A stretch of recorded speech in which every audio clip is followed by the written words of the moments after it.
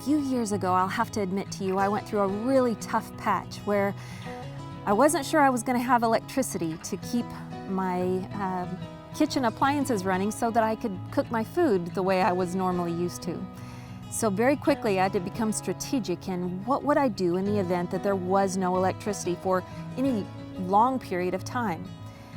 I learned to get very creative, and we're going to talk more specifically about a variety of ways that you can cook. But today we're going to talk about one specifically that's presented itself lately, and that is the Dietz 2000 Millennium lantern. I'm going to give you my personal review, and this is not paid. They didn't send me a free lantern or anything. They don't even know I'm doing this, but I want you to know about this product because it appears to be potentially genius.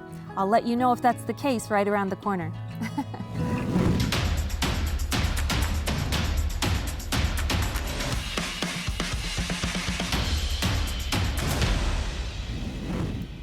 In the event that the electricity goes out, you're going to need to have multiple ways that you know of that you can cook efficiently inside your house without causing a fire, without breathing in fumes that are going to harm your lungs in any way. And so think right now about what your options are. One of the ones that you might have seen around the internet, like I found recently, was this wonderful invention that Dietz Lantern came out with. And it's called, this is their version of Dietz Lantern. This is the 2000 Millennium Warm It Up Lantern. Now, they make all kinds of lanterns. These little ones next to it, these are juniors, and they make multiple sizes. The largest one they have is called the Jupiter. It's a very large one that stands about as tall as this box, puts off a lot of light and a lot of heat. And these are wonderful lanterns to have in your home that run on kerosene. They're relatively easy to clean, to do maintenance on. You can buy new glass for them. They used to be made in the United States back in the 1800s, and I think it was somewhere around 1980, you can tell me if I'm wrong, that they did outsource this, and this company became owned over in China, and so now all Dietz lanterns are made in China. What I love about this is that it actually has the ability to take the top off and cook with the little cooking set that it comes with in the box. And furthermore, to keep it stabilized, it comes with these wonderful little crossbar, I don't know what you call them, kind of a little foundation base that you can clip onto the bottom of it that's going to make it stable so that it doesn't tip over with some sort of a cooking device on top. You get it? And then these handy little things, it comes with, look like little miniature tent stakes. This is so if you're out in the wild, you can actually put these through each of the holes to put this down into the ground so it stays stable on the dirt if you happen to be using it outside in the wild. Now, it comes with this little set, which is sort of like a little, I don't know what you're gonna call it. It doesn't hold 2 cups worth of water. I already tried, but the little cooking pan holds about 1.5 cups of water, and then this I think is sort of like a little frying pan, and it has a lid that fits either one of them. So it's a little bit thinner in depth, as you can see, but a little frying pan so you could fry something in that, and then the lid fits either one of those too. It's a wonderful little idea. Now, to make this work, you've got the lantern that works just as usual, right? Just as you would expect a lantern like you see this one burning here. But the thing about this is that the top is made so that it actually can screw off, if I can do it with very little effort. It took me, I'll tell you this, this will be the first part of my review. It took me forever to get this off when it came in the mail. I don't know if they might paint it kind of on. It felt like the paint was connected or that it was a little bit hot skewy, but it was very, very difficult to get off the first time, and I was just sure I was going to have to send it back before I could even get the top off. But you'll just twist it a bit and then pull up. If you look closely, you can see kind of these built-in 3 different teeth such that you push it down and then slide it in. And it comes with this interesting little grill. Now, at first glance, it looks ingenious. So it has 3 little legs that kind of sit down into those same little grooves that I mentioned before. Let me see if I can get them on here. And then it twists to kind of lock in place. And you want to make sure you get all 3 of them in there and twist. Okay, second part of my review. The first time I got this, and here even I'm suffering with it just a little bit, I noticed that this section was a little bit huck skew, a little bit to the side. And then as I tried to push this onto it, I noticed this is of such a soft metal that it immediately came unfused there at the edge. So it broke immediately right here, and it quickly crumpled under the weight of my grip. So as I'm pushing it down onto it, it immediately started to not even be able to handle that. So I'm thinking, this is while it's cold. Imagine how easily it's pliable once it's heated. I don't think that this is stainless steel. Otherwise we wouldn't have that problem. I don't know what kind of metal this is made out of though. I will get it on here just so I can show it to you though. Just know that that is not a good part to it.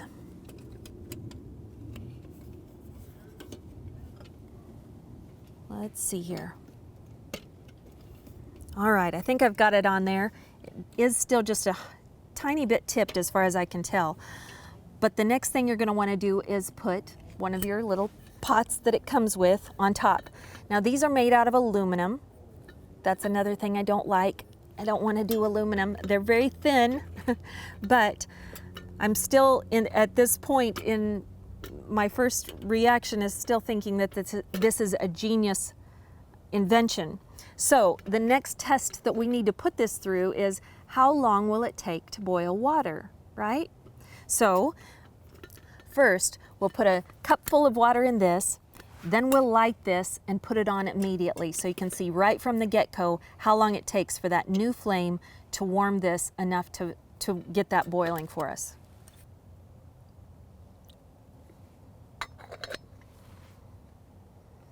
Okay, I've got the water ready.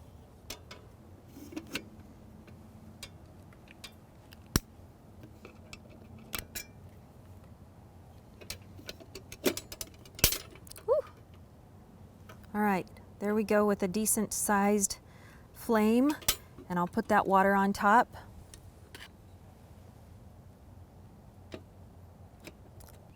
Whether you're a hardcore bushcrafter or you just need survival skills for the future within your home, one of the most important things you're going to need to know how to do is boiling water as quickly as possible. Because in the event of an emergency, if you're trying to conserve fuel, if you're trying to conserve light from being shown out windows that need to stay dark, if you're trying to keep from fumes filling up a space that only has so much air, you need to remember, the faster water boils, the better. So it's vital that you test any method of cooking to see, okay, just how long is this going to take me?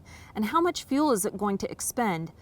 So in this specific scenario, I've got the flame about as high as it can go. Now I could make it even higher. It would make the glass turn black quickly and put off quite a bit of heat, but we've got it at as safe but as high of a level as I feel comfortable with. And I can already tell you what's going to happen with this. So I've done this experiment already myself, and I will say that it will get warmer quicker if it has the lid on, because that kind of traps some of the heat down onto it. That helps a little bit. But what you want is something that's going to boil water maybe in 2 minutes, 3 minutes, maybe 5 minutes, maybe 10 at the max. Unfortunately, this is where this fails. This genius creation, which I was just so hopeful about, it will not even boil water after 15 minutes. This is not okay. I can't use up my entire amount of fuel here just to boil 1 cup of water. That's just barely enough for one person's serving. What will happen is it will warm this water up. You'll even see the little bubbles form in the bottom of it and not quite ever come to the top, but it will make bubbles form at the bottom. The only problem is, well, it doesn't get enough heat for one thing. And then let me turn this so that you can see. Right here, where the handle is attached, you're going to notice this little aluminum attachment that isn't quite a screw, it isn't quite a bolt, I don't know what you call it, but it's in there, and because it goes all the way through to the inside, when I did this experiment before, at about the 12-minute mark, when it started really getting hot, water starts coming out of this and leaking down into the lamp, and you hear it drip, drip, drip. That is completely unexcusable. So it never does reach a full boil. At the 12-minute mark, it starts leaking out of this little spot, which is a weak part of this, and all of the water will actually drain out of this until it's below that mark, right? So it won't even have a finished product of 1 full cup of hot water. That's not okay. Now, I have seen reviews of this online where people have cooked eggs in it or something that's creamy and thick, and I don't suppose that that would leak out of that little spot like water does. But water is the most important thing. You need to be able to boil water. You may not be able to see it, but I've actually got the lamp turned up so high that it's even smoking a little bit through this. So I know that's almost at danger level for the creosote buildup on the lamp. But what I also wanted to let you know that because this is aluminum, when I tried this once before and emptied out the water, it had just a smidgen of moisture left in the bottom of it, and very quickly the aluminum etches and has little white aluminum type rust all in it very quickly if you had tried to use this for more than a time or two. Before I go any further, I'll just tell you my review of this is that even though the concept is genius of being able to have a source of light and heat that can be cooked on at the same time inside your house safely, that idea is genius. And someone should take this concept and make it amazing because it's so close. But I have to say, no, this will not work. This is a total dud. Don't spend your money. I think I spent maybe 30 American dollars on this.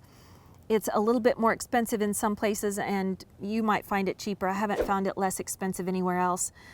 But even though the concept is wonderful, it is not executed in a quality workmanship enough that it's going to do the job. I would say this needs to be stainless steel.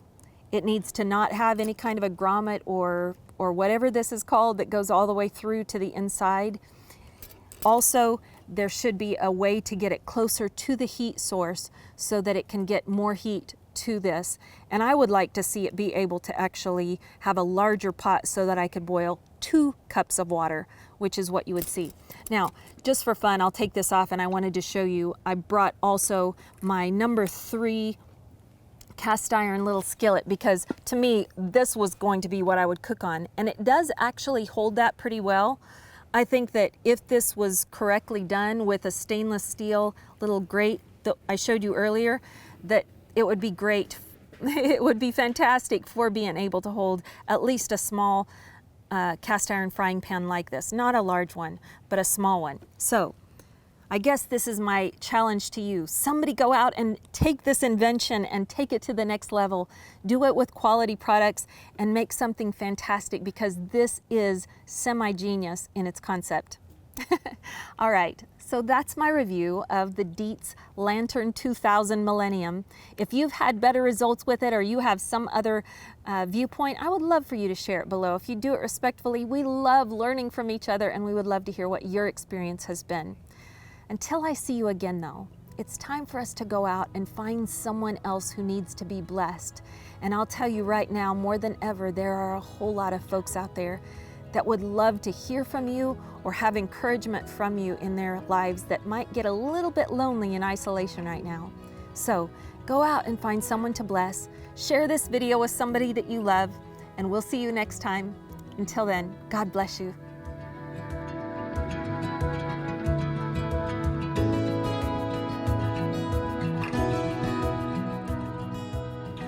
Hey, before you go, I would love to share this word of scripture with you out of the Holy Bible. This is in the New Testament, and it's in the book of John, chapter 14, verse 6. Jesus said to him, "I am the way and the truth and the life, and no one comes to the Father except through me." Now go spread the word.